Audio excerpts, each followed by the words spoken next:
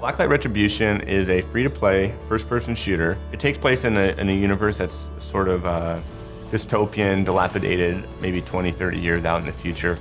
We wanted to try to make a world that would be believable, even though it did have mech suits and railguns and, giant weapons to kill your friends with. We wanted to make a fast-paced, very highly customizable first-person shooter. One of its biggest sort of iconic things is its customization.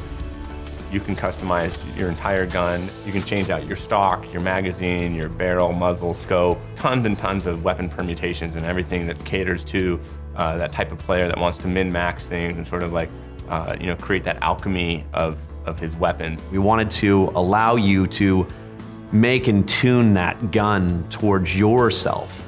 And as we moved into Blacklight Retribution, we allowed you to define your entire character.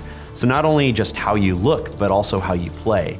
What we wanted to do when we first started talking about Retribution was allow a medic class not just to have an assault rifle. If you are a medic, you can have a heavy machine gun, or you could be a sniper, you can be an X or Y or Z. We want the player to define their play experience and their play style, not us.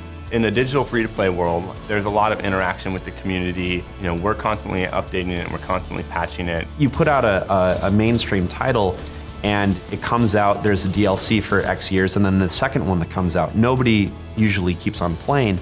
With a free-to-play, it's the same game and it just evolves. It's all about the players. It's all about the fans getting in, exploring, or finding it for the first time and playing. We want to allow people to explore, find it.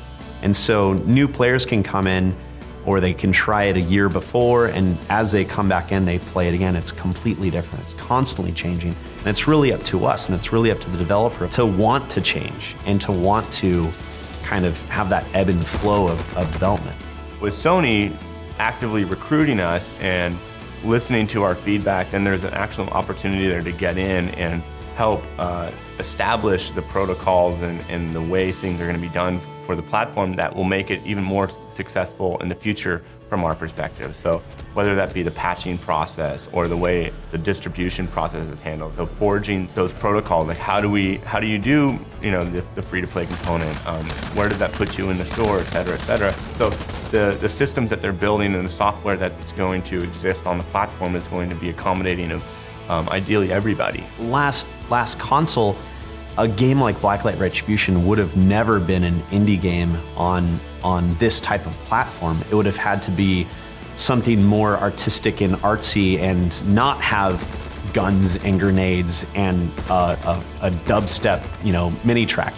That's the thing. That's why it's so cool that anyone can come to this group now and say, I've got an amazing idea, but I can do it.